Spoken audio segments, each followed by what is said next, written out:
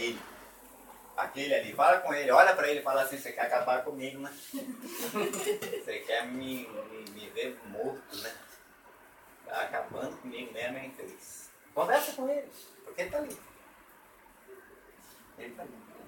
A gente precisa desconectar um pouco a força que nós mesmos, espíritas ou mal orientados espíritas anteriores, demos para as entidades negativas do outro lado.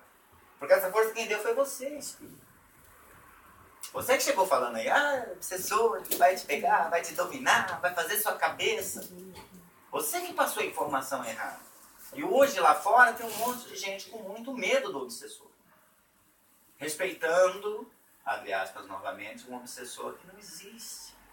Que é fruto da tua imaginação, que é fruto da tua falta de orientação enquanto espírita, que não soube apresentar o que a doutrina espírita tem para nos explicar sobre os obsessores. Ou sobre entidades necessitadas, porque nem a palavra obsessor eu gosto. Então, eu quero acreditar que a gente precisa retornar lá atrás. A gente precisa rever primeiro a nossa postura. Há um compromisso? Há um compromisso. Está especificado aqui. Cada um tira a sua conclusão depois. Mas para isso vocês têm que fazer um esforçozinho. São É pouco, não é muito não. É 137 páginas. Um livrinho gostoso de ler. Não é ruim não. Não tem palavra difícil, mas é obrigatório. Lê lá e depois tira a tua conclusão. Fecha o teu olho e fala com o teu próprio espírito. Fui eu que assinei esse contrato? Acredita na tua intuição, que ela vai te dizer. Acredita na tua intuição. Deixa ela falar contigo. Foi você que... Fui eu que assinei esse contrato? Foi. Então eu tenho que me esforçar. Porque se você assina um contrato, minha querida, você vai deixar de trabalhar amanhã? Você foi lá na empreiteira, assinou o seu contrato, amanhã você tem trabalho. O horário está marcado, você tem que estar lá. Aqui é a mesma coisa. E qual que é, voltando ao ênfase da questão, qual que é a tarefa? É sair por aí falando da glândula pineal, do cristal de não sei das quantas, ele que sabe os nomes, eu nem guardo esses nomes, do seu perispírito, do fulano de tal, da ligação fluídica de A, de B, de C. Isso é um conhecimento que tem que ficar para você, espírito. Com ele você pode fazer tudo isso que nós conversamos aqui essa tarde. Com ele eu posso encostar em Dona Maria e sentir que hoje ela não está legal sem ela precisar falar nada para mim. Eu estou acostumado com a Áurea e com as emissões que ela manda. Então quando ela manda uma coisa diferente, eu já vou, Dona Maria está com algum probleminha. Deixa eu ver o que eu faço para ajudar ela. Primeira vibração. Depois a gente vai se sintonizar. Depois eu vou ver, Dona Maria. Problema aí? O que eu posso fazer para ajudar? Esse é o homem de bem que está citado. É o cara que foca o positivismo sempre. Tem pedra, tem sombra, tem, ele nem olha para isso. Nós vamos colocando pedra, sabe? Imagina um caminho, eu sempre explico isso quando eu faço umas palestras lá no NEC, que eu quero mostrar que caminhar não é difícil. Só que a gente dificulta as situações por nossa própria iniciativa. Então pensa num caminho, você está caminhando, tua estrada. E ela tem pedras. São os nossos problemas. Todas as estradas de todos nós temos. Só que lá atrás, mal auxiliado, mal estruturado, o que você foi fazendo com as pedras no teu caminho? Você pega o problema em cara de frente, você quer se eliminar o mais rápido possível dele. Então, opa, problema. Castelo de sonho, montado sobre a areia da praia. Castelo lindão. Todo decorado, bonitinho, cheio de rubi, pérola, diamante, mas a areia da praia foi o terreno que você escolheu. O ponto mais frágil do planeta. E o problema está ali. Então vai acompanhando o raciocínio. Chutou a pedra, primeiro problema. Chutou a pedra, segundo problema. O fato de você chutar a pedra, acabou com o seu problema? O que aconteceu com esse processo? O que acontece se você começa a chutar uma pedra? Ele vai voltar. Como é? Não, ele não vai voltar. Não. Ela não tem vida própria, ela vai ficar em algum lugar, não vai, Inês? Você vai ter que chegar. Não, o que aconteceu com a primeira pedra? Só foi pra frente. Ficou lá. A outra? A outra? A outra? Isso! Aquele montão de pedra. E agora, alguém te fez parar. Agora não dá para caminhar mais, gente. Tem toda uma parede daquelas pedras dos problemas que você foi acumulando. Agora está aqui todo aquele paredão. Agora você tem que parar tudo, pegar uma por uma, Tirar para voltar caminhando no seu caminho. Se lá atrás você tivesse pego cada uma, é problema. Vamos resolver você aqui agora. E tirado do seu caminho, você continuaria caminhando na sua trajetória, sem precisar acumular nada e sem fazer um esforço desnecessário. Porque agora você vai ter que fazer um esforço grande. São N pedras que acumularam ali e você vai ter que tirar. O que te faltou naquele momento lá atrás? Você sabia de perispírito, você sabia de glândula pineal, você sabia de ectoplasma, você sabia de tudo isso. O que te faltou ali atrás? Que agora aqui você vai ter que contar, porque você vai pegar o evangelho e vai lá o fardo com Jesus é mais leve. Porque agora você tem um monte de pedra para te remover e você precisa de ajuda. Para quem você vai pedir ajuda? Na hora do desespero você não vai pedir Kardec. Você não vai pedir benfeitor espiritual. Você não vai pedir quem me ensinou sobre ectoplasma ou coisa parecida, não. Na hora que a coisa aperta é Jesus. Jesus. Oh, Deus. Oh, meu Deus. Ou direto Pai. Lá atrás, se ele realmente tivesse ligado a você, se você estivesse ligado a ele, porque ele está ligado a você, mas você não quer percebê-lo, não quer ver, não quer chegar, não sei porquê, você teria removido aquelas pedras lá mesmo. Até porque ele, Jesus, indiretamente ou diretamente, iria te dizer: Dona Maria, para aí, tem uma pedra aí. Ah, é mesmo, vou tirar daqui. Mediunidade com Jesus. Aí nós vamos entrar nesse outro foco da história, que eu não vou abordar hoje, não vai ao caso, nós não temos esse tempo. Até porque a gente já tem que finalizar aqui, né? É hora de você receber o tapinha um pá. Dona Maria, tem uma pedra aí. Para aí para poder remover ela. Não há dificuldade. Não há dificuldade. Quem impõe a dificuldade é você. Por falta do quê? De não ter essa base inicial, que está em Jesus. Ele te pede o quê? Mansuetude. Ele te pede o quê? Benevolência. Ele te pede caridade, amor ao próximo. Simples, não é difícil. A gente pega essa passagem e vamos ler e estudar o que foi nos pedido aqui como um homem de bem. A gente acha muito difícil, não acha, Ney? Não acha? Não acha, Rogério? Não é, Adobra? Vocês conhecem essa passagem? Já estudaram ela? Não? Quem não conhece ela? Você é Fábio? Não? Nós não vamos ter todo o tempo, mas eu vou tentar agilizar um pouquinho porque eu acho importante. Então, no homem de bem, ele vai dar uma receita para você ser um homem de bem. Esse homem que sabe remover a pedra a hora que ela tem que ser removida. Esse homem que sabe atravessar o rio. Um outro exemplo, para não ficar muito na pedra, para não ficar muito obsoleta a informação. Tem um rio aqui para a gente atravessar. O ponto A, onde nós vamos sair, está aqui. O ponto B, do outro lado da margem do rio, está aqui. Geralmente, o que você faz nessas situações? Deixa comigo, seu caminhão paranaense de natação. Deixa comigo, pula dentro de mim. Começa a bater com a mão que nem um maluco. Em correnteza de rio não tem nadador. Por mais esforço que você faça, ela vai te levar. Por mais bonito que você nade, nadou em piscina a vida inteira, em rio é diferente, irmão. O rio da vida é diferente, irmão. Ele tem movimento. Então, quando ele sai do ponto A e começa a nadar, crawl, sei lá, butterfly, não vai adiantar nada disso não, maluco. Você vai ser levado pela correnteza porque ela tem força para te levar. Provavelmente você não vai conseguir com o seu butterfly, o seu crawl, etc., chegar no seu ponto B. Do outro lado da margem. O que pode acontecer? O seu butterfly, o seu crawl te deixar cansado, porque a correnteza é muito forte, você aqui no meio perder, ter uma cãibra e não não conseguir mais nadar, e aqui você se afundar. Agora, se você é o cara pautado na mansuetude, na benevolência, na inteligência, você vai olhar, pontuar, e aí eu falo muito que baiano geralmente faz isso. Lá, né?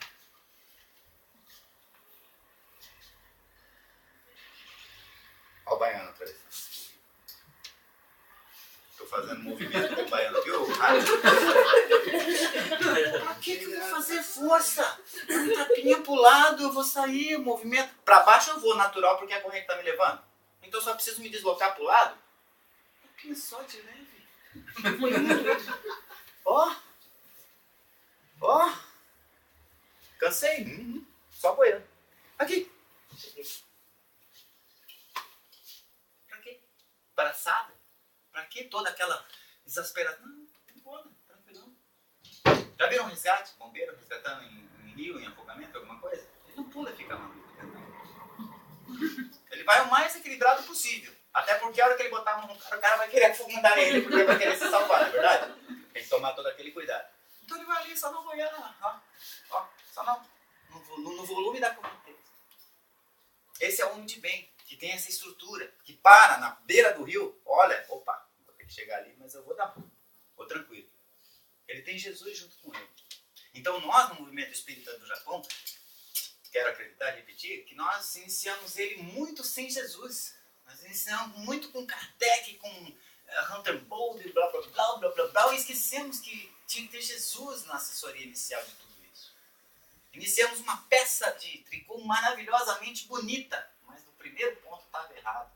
Vamos ter que desfazer toda aquela peça inicial lá de novo, no primeiro ponto, tricotar novamente, tentar tricotar da forma certa, correta agora. E essa forma certa e correta é pautada em Jesus. A mediunidade, dentro da doutrina espírita, vem te apontando isso, não vem? Olha os médiuns, hoje vamos dizer assim, tops de linha, que estão trabalhando dentro da doutrina espírita. Você pega um Haroldo, qual a base do trabalho do Haroldo? Evangelho. Você pega Divaldo Pereira Franco, qual a base do trabalho de Divaldo? Evangelho. Você pega Nazareno Feitosa, qual a base do trabalho do Nazareno? Evangelho. E assim consecutivamente. Vai ter um ou outro técnico, que vai utilizar palavras técnicas, etc. Vai, mas o objetivo é facilitar o máximo possível as expressões, que nos leva ao conhecimento do Evangelho de Jesus. Então há a necessidade urgente de trazer logo esse Evangelho de volta para nossas casas. Então se você está num trabalho espírita, está frequentando a casa espírita, os seus amigos começam a comentar sobre o Evangelho do Lar, por exemplo. Olha, David, nós fizemos, mas foi tão maravilhoso. Ela, não sei, de repente ela saiu, ela ficou numa áurea legal, começou a incorporar uma entidade. Corrija. Para. Como é que é? Para. Evangelho no lar não é isso, filho. Não pode. Porque tem casa que não quer coibir isso. Olha, não faça, mas faça com a maior naturalidade possível. Se a minha mulher se manifestar, eu, como sou boca dura, já falo, mata ela. O Evangelho não é isso, filho. Ela precisa aprender tanto quanto você. Manifestar o quê? Vai se manifestar, traz aqui para a casa espírita. Aqui nós temos respaldo para isso. Aqui nós temos a proteção da espiritualidade. Aqui nós temos todo um ambiente específico produzido para isso. Por que chega na casa espírita e não se manifesta? Agora dentro do Evangelho do Lar é um tremedeiro, é um toque de um Deus nos livre. Então está errado. Se você reúne a sua família uma vez por semana, aquela custosa uma vez por semana, que às vezes ela é muito custosa, para marcar aquele horário, para marcar aquela data, para estar todo mundo junto para estudar o Evangelho, por favor, estude o Evangelho, filho. Bota lá dentro do seu coração aquelas mensagens. É o que Jesus está pedindo para você, é o que Ele precisa de você.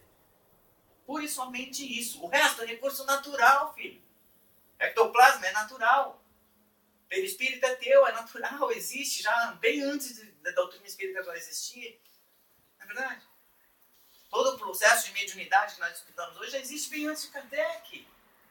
Isso vai dar tempo para você estudar, muito tempo. Mas se você estudar com Jesus, com a seriedade do homem de bem, não vai dar tempo da gente ler, mas eu peço a todos que depois revejam dentro do seu Evangelho segundo o Espiritismo, aí talvez o processo fique diferenciado. E lembre-se, você tem esse compromisso, precisa se preparar para isso aqui. Pessoas vão te procurar para isso. Porque se tem uma coisa que não falta é a gente que procura quem vai numa casa espírita. Mas a espírita é, menina, tô com um problemão aí. Tem um amigo meu aí, nossa, precisando. E você vai apresentar o que para ele? Curso de educação mediúnica. O cara nem Jesus está pensando. Os sentimentos deles talvez às vezes não estão nem foram temperados. Então não é hora de apresentar esses termos técnicos, isso para uma segunda etapa. Isso para vocês, ou para nós, representantes da causa espírita no Japão, que temos esse compromisso assumido, talvez vai facilitar o quê? As nossas possibilidades de perceber essas pessoas. É apenas isso, porque, repito, estudar Kardec é entender uma pessoa ateia, uma pessoa sensata, um espírito elevado, mas que naquela encarnação quis prova de tudo. Racionalidade. Então nós também queremos racionalizar os nossos sentimentos mediúnicos para atender aquele irmão. Mas no final das contas, no resultado de tudo, que ele precisa de Jesus. Apenas de Jesus. Quando Jesus estiver na vida dele, o problema que ele estava sentindo acabou. As dificuldades que ele estava passando não vão acontecer mais. E aí talvez você entre no próximo estágio. E aí vão vir os voluntários e não os comprometidos. E é bom deixar bem claro isso. Existem os comprometidos com a causa espírita e os voluntários da causa espírita. Espíritos que já evoluíram, que têm informação e que vão vir ajudar o nosso desenvolvimento aqui nessa terra, em que a gente, por ocasiões kármicas e etc., nos comprometemos nas nossas existências anteriores. Esses vão vir aí na forma dos nossos filhos, dos nossos netos, bisnetos, etc. Né? Mas talvez voluntários, querendo apenas ajudar. Porque o planeta está em transição. As mudanças já estão acontecendo, não precisamos citar, está nos olhos de todo mundo.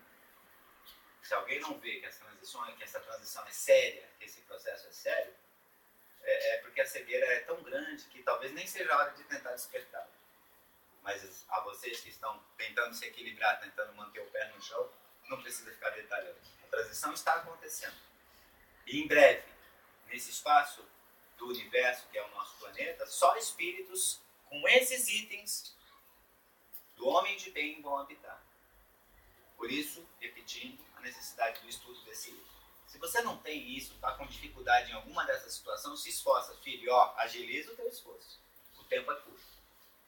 Agiliza o teu esforço, que você precisa ter essas qualidades. Se você quer reencarnar aqui, reencarnar você vai. Agora, em qual condição e em que espaço de todo esse universo infinito que Deus constitui para nós, aí é problema teu. Corre atrás das suas encarnações no espaço gostoso que você quer. Provavelmente ligado aos entes queridos que você tem. Tá bom, gente? Eu vou finalizar aqui, passar novamente a palavra ao Adalberto. Espero que tenha sido alguma coisa produtiva, alguma coisa que vai ajudar de alguma forma vocês no desenvolvimento do trabalho de vocês. E nos colocando sempre à disposição, né, nas próximas oportunidades, que a gente possa compartilhar um pouquinho mais de informações. Roberto. Obrigado. Se eu tivesse essa disposição de falar, meu rebanho estaria maior.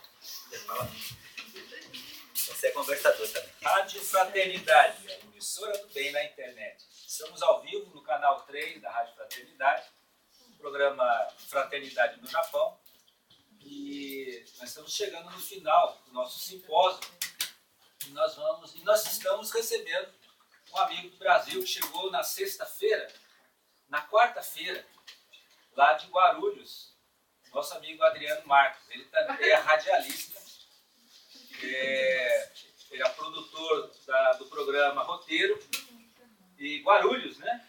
Tem uma filha que veio de Guarulhos, acabou de chegar agora em janeiro. Disse que veio me buscar, não sei quando é que ela vai ir embora. Vamos esperar. E é um companheiro nosso. Nós somos da Rádio Fraternidade, ele é da Rádio Boa Nova, e está aqui fazendo uma visita. E chegando ao Japão, ele perguntou: Alberto, como é que eu não vou fazer? Vou dar palestra, vou falar alguma coisa? Quanto tempo eu tenho? Ele ficou preocupado. É porque nós aqui no Japão, David, nós vamos levando, né? Então, assim, você tem meia hora, e o cara fala 2.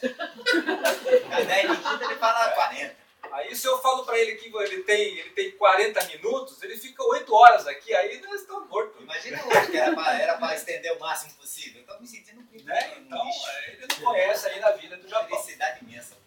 Então, no Japão, não tem, basicamente, todos nós temos horário. Aqui o aniversário é o seguinte: o aniversário que a gente faz dos filhos, né? A gente aluga uma sala, então tem horário para começar e tem horário para acabar. E no final, cada um leva o seu chinelinho para casa e faz o sode. E vai acontecer aqui também. Deixa a Mirão para ajudar a pagar. Deixa a Mirão na porta ali que a coisa tá brava. Mas então, Adriano, não se preocupe com o tempo. Vou chamar o Adriano aqui, é um prazer recebê-lo aqui. E o Adriano é radialista, então imagina, com vontade de falar, então nós estamos doidos aqui. Mas ele vai contar para nós quem é ele, né? Porque quem conhece radialista Adriano Marques, quem ouviu o programa dele? E quem conhece o Tio Ada aqui, o seu programa no Japão? Ninguém. Quem foi entrevistado pelo Tio Ada aqui? Eu também fui. Duas vezes, né? Para casa. E hoje o compromisso nosso com ele é assim, eu quero fazer 2 entrevistas com ele, depois nós vamos acertar esse detalhe. Hoje você não vai embora, você vai embora só depois da meia-noite, né, lógico.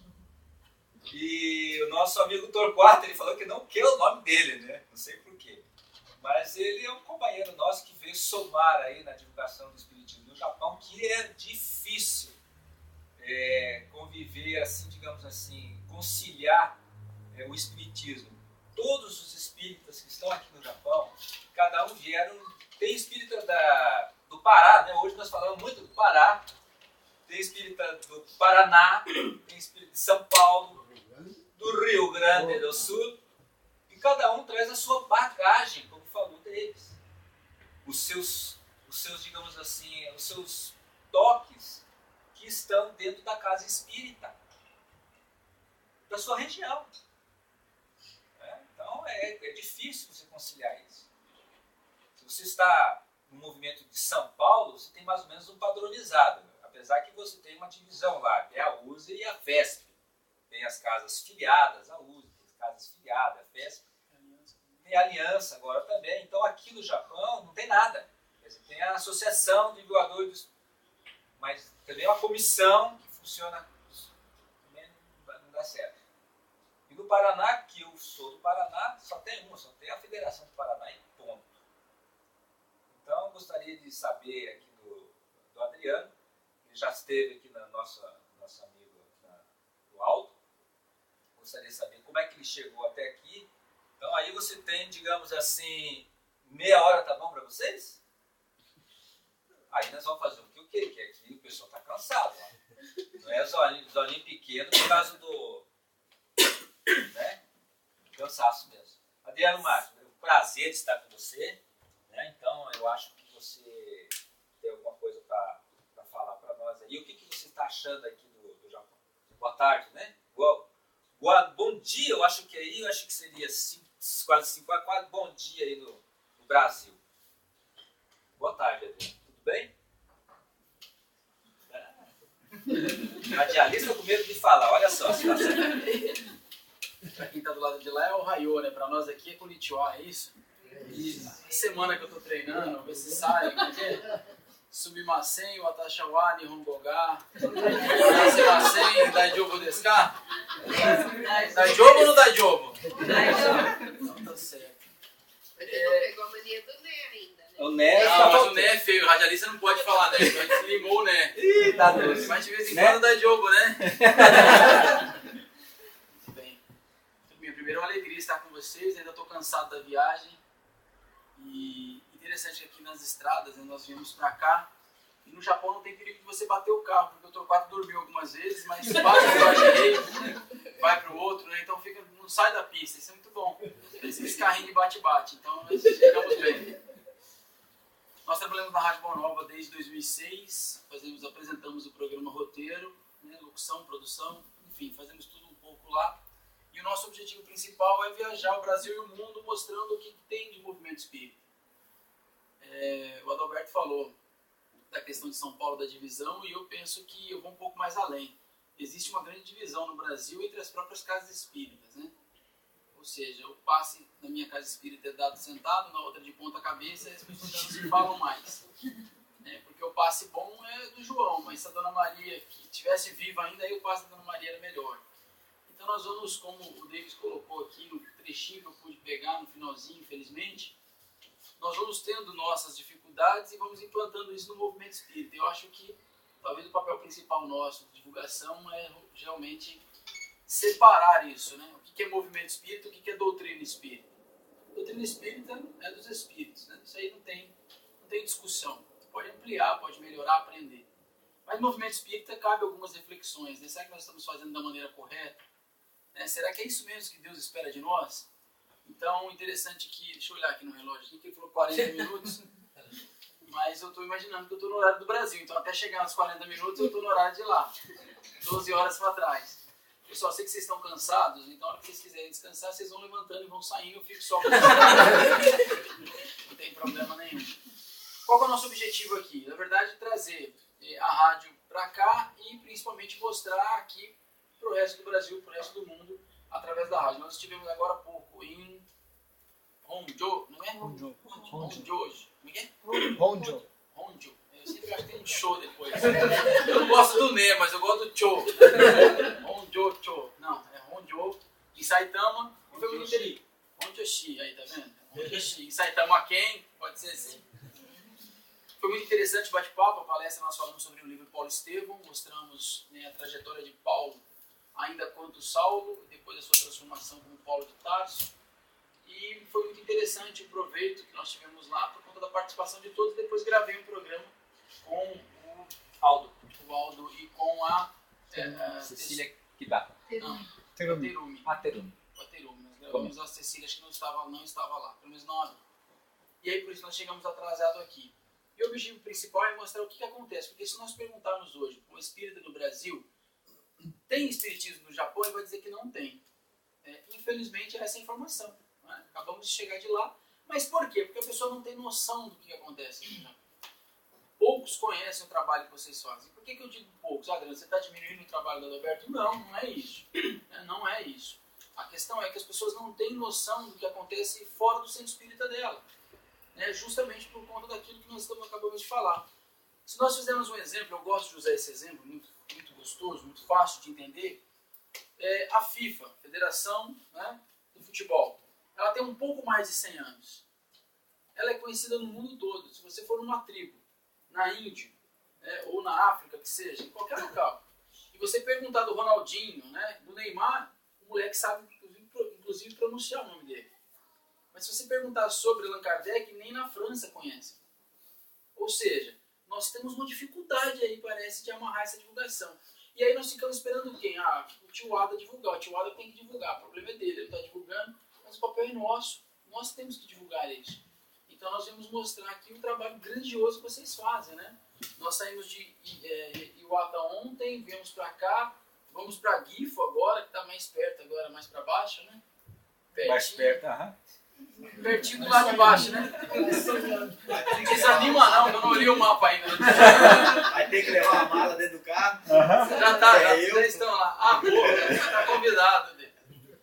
Então, quer dizer, o trabalho acontece aqui já, de uma certa forma. Nós temos essa facilidade. Vocês realizam o trabalho com muita dificuldade, mas realizam, né? Eu estava conversando com o pessoal hoje lá em Saitama, porque nós paramos no local para ir ao banheiro, enfim. E aí encontramos com um grupo que ia jogar beisebol. E eu achei fantástico que todos eles se cumprimentaram, mas ninguém deu a mão, né? Eu fiquei olhando aqui e falei, gente, que hora que vai ter um abraço nesse povo? E mais ou menos balança a cabeça e acabou, né? Então como é que é divulgar o espiritismo com um povo desse? Né? Ou seja, vocês têm algumas particularidades que vocês estão aprendendo a lidar com isso. Então nós saímos do Brasil dia 21, viemos para cá, ficaremos até o dia 15, temos palestra até o dia 10, acho que a última palestra no dia 10 em Tóquio, dia 11, né? Dia 11 no Cáritas, é verdade, dia 10 em Tóquio, 11, e nós estamos tentando então amarrar isso, mostrar um pouco do que vocês realizam aí. Viemos para cá, trouxemos alguns livros na bagagem, inclusive eu vou entregar para o Adalberto depois e em presente mesmo, a ideia de que a gente possa divulgar. São obras do Chico Xavier, nós trouxemos da editora Gen, e aí fica tranquilo, tio Ada, não precisa pagar, é grátis. Linha, pega para nós essa sacola. Porque geralmente fala assim, trouxe o livro, né? Qual é o preço? Não precisa pagar, eu dou o meu projeto custa preço. Então, tira dessa sacola para nós, não consegue? Roda, vem cá, vem cá. Essas mensagens aqui são mensagens do Evangelho no Lar e Fala isso, você pega os livros para nós. Por que nós estamos fazendo isso, pessoal? Nós diminuímos um pouco da roupa, né, da mala, e trouxemos, na verdade, 310 livros no total.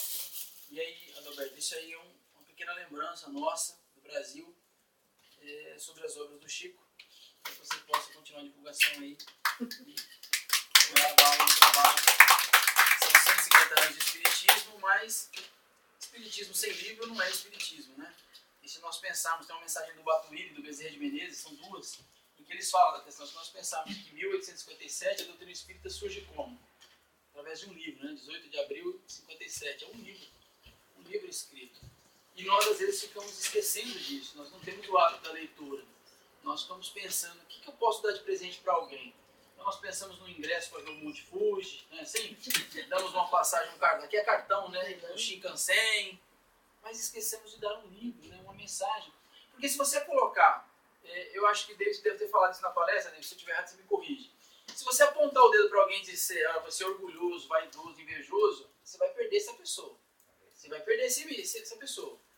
Eu peguei o finalzinho, eu não sei se o raciocínio está certo. Se você pegar essas pedras que o David colocou e apontar para as pessoas, olha, você está sendo uma pedra no meu caminho, vai perder o amigo.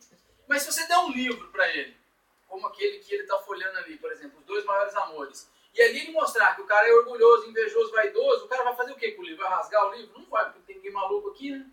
Então você lê e fala, rapaz, eu preciso mudar isso. E com o livro nós não ficamos bravos.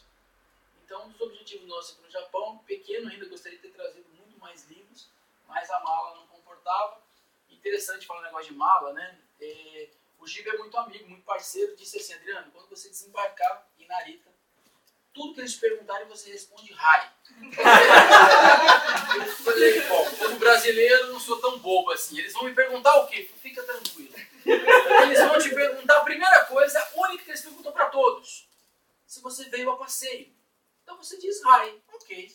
Só que quando eu cheguei aqui, eu descobri que o cara inverteu a pergunta e viu 2 malas cheias de livro, pacotes, né, grandes, e perguntou, você trouxe alguma droga? Rai. Quase que eu não saio de lá com os livros.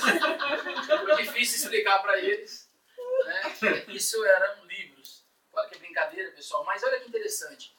Nós temos a facilidade muito grande, nós no Brasil, e as pessoas que nos acompanham agora pela rádio sabem disso, que qualquer livraria, qualquer shopping, qualquer local você compra um livro, seja do Chico, seja da Zíbia, seja do Divaldo, seja quem quer que seja. E aqui no Japão você também encontra, não espírita. Primeiro porque os japoneses não têm livro em Nihongo, como é que eles vão ler? Não é assim? Eu não sei se vocês conhecem a